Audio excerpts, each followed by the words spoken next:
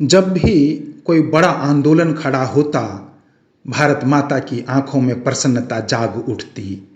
शायद अब मैं अंग्रेजों के क्रूर शासन से मुक्त हो जाऊंगी। लेकिन क्रूर ब्रिटिश शासक उस आंदोलन को पूरी ताकत से दबा देते। युवाओं में जोश उमड़ रहा था।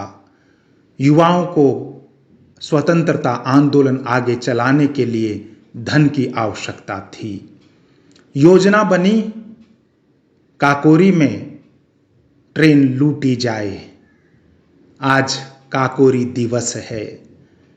कुछ इतिहासकार इसे काकोरी कांड कहते हैं, लेकिन मुझे लगता है यह काकोरी योजना थी जो 9 अगस्त 1925 को लगभग 10 क्रांतिकारियों के नेतृत्व में अपने अंजाम तक पहुंची।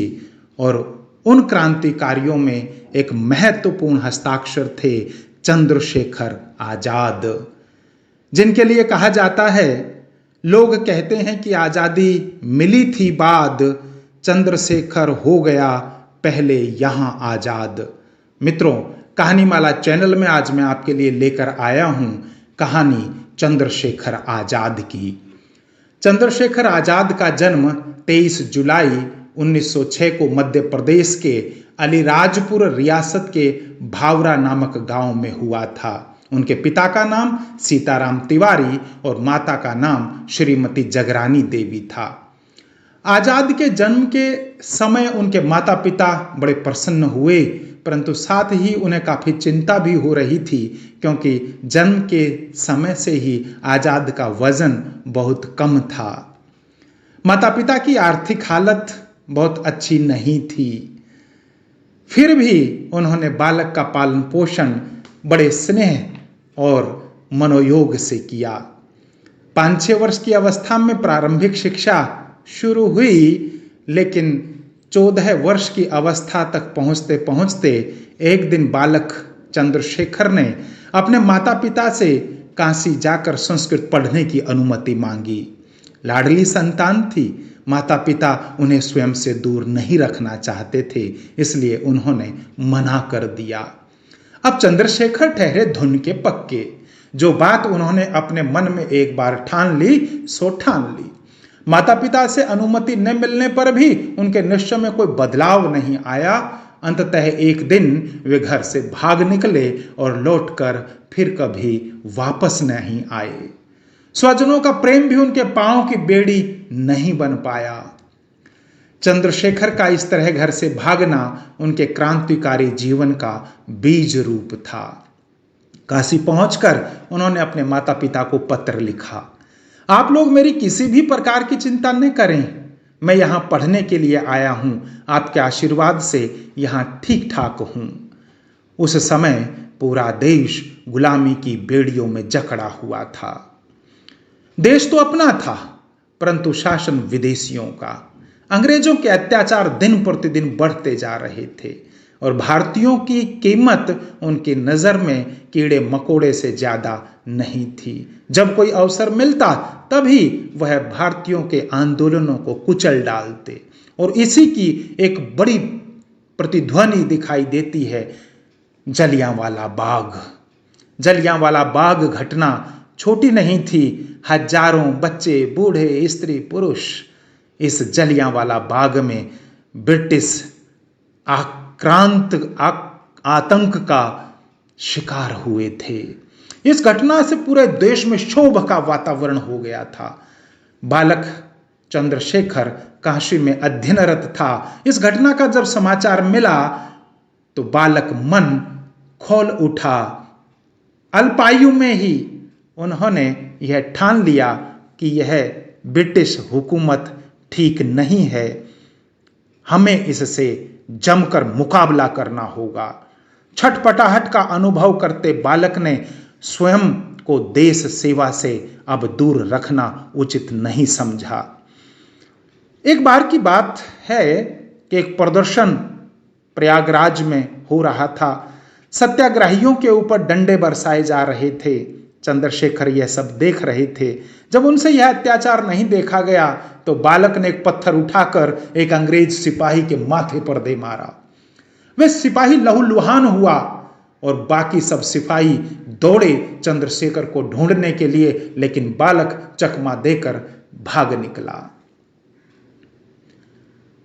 चंद्रशेखर को बंदी बनाया गया, हवालात में बंद किया गया और जब अगले दिन मजिस्ट्रेट के सामने उन्हें पेश किया गया तो वह घटना बड़ी रोचक है। मजिस्ट्रेट ने पूछा, लड़के तुम्हारा नाम क्या है? आजाद, चंद्रशेखर ने जवाब दिया। पिता का नाम? स्वतंत्र। मजिस्ट्रेट अपने प्रश्नों का उत्तर इतनी ललकारती आवाज में सुनकर दंग रह गया। मजिस्ट्रेट ने तीसरा प्रश्न किया, तुम्हारा घर कहां है? जेल खाना। मजिस्ट्रेट यह उत्तर सुनकर गुस्से के मारे उबलने लगा।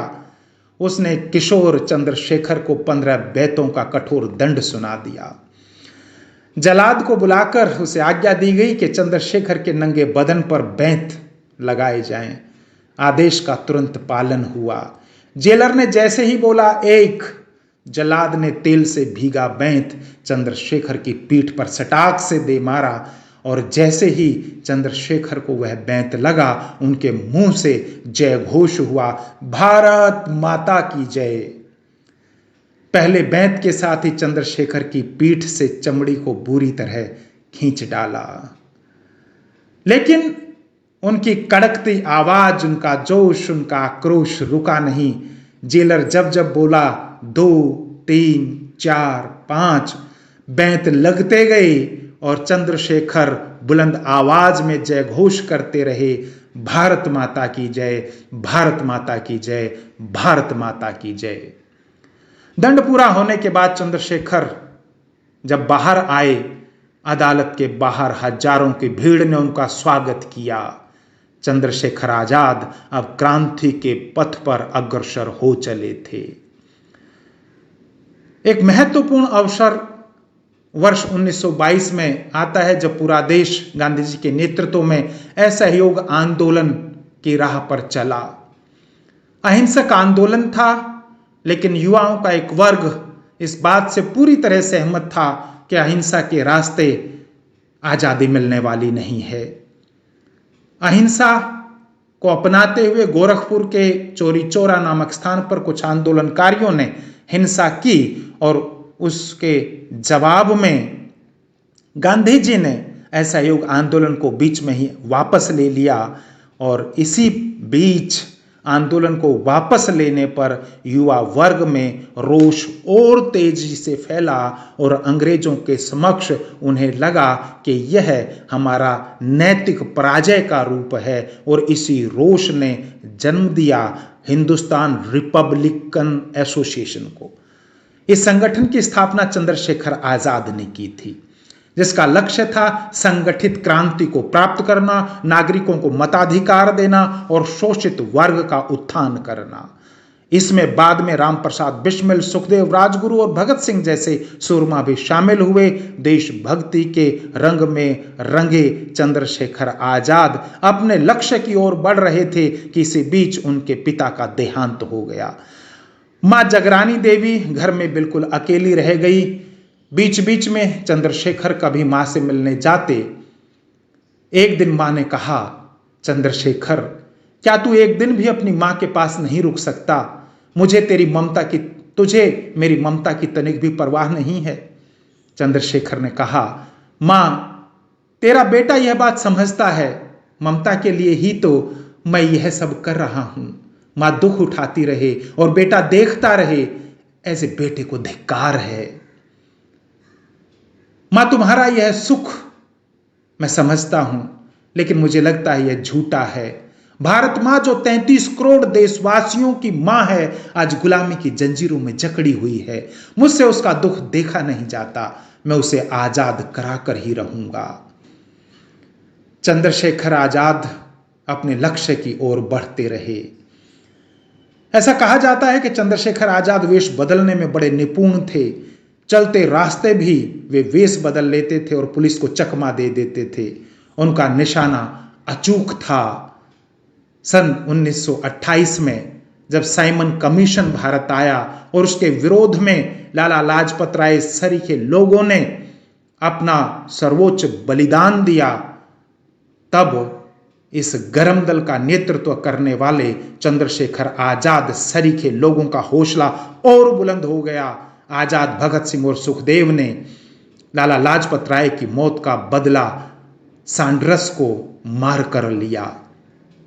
27 जनवरी 1931 को सुबह का समय आजाद कहा जाता है कि अपने एक साथी के साथ इलाहाबाद यानी प्रयागराज में अल्फ्रेड पार्क में घुसे और उसी दिन उन्हें मुंबई जाना था, लेकिन कुछ मुखबरी के कारण, कुछ उनकी सूचना पहले दे देने के कारण ऐसा कहा जाता है कि पुलिस ने उन्हें आ घेरा और वहाँ पुलिस के साथ आमने सामने की जंग शुरू हो गई। खूब सारे सिपाहियों के साथ अकेले आजाद का मुकाबला करना संभव नहीं था। गोलियां उनके पास सीमित थी। जब अंतिम गोली उनकी रिवॉल्वर में बची तो उन्होंने अंतिम बार मातृभूमि को चूमकर उसे प्रणाम किया और पिस्तौल अपनी कनपट्टी से लगाकर गोली चला दी। चंद्रशेखर आजाद की उम्र अभी मात्र 25 वर्ष ही थी और यह आजाद ही रहा। वे जिए भी आजाद और मरे भी आजाद। किंतु विडंबना यह है कि उनकी मृत्यु के बाद 1947 में जब देश आजाद हुआ तो उसके बाद भी उनकी मां जगरानी देवी प्रयागराज के उसी गली मोहल्ले में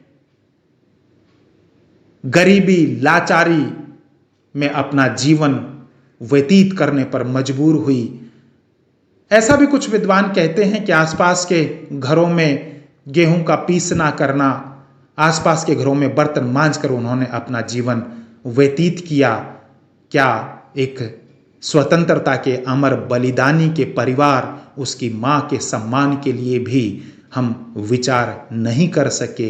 यह प्रश्न आपके लिए है। आशा करता हूं इस अमर बलिदानी की यह कहानी आपको पसंद आई होगी। कहानीमाला चैनल में आप हमारे साथ निरंतर जुड़े रहिए। हम निरंतर आपके लिए लेकर आते रहेंगे अमर बलिदानियों की कहानी, आजादी का अमृत महोत्सव।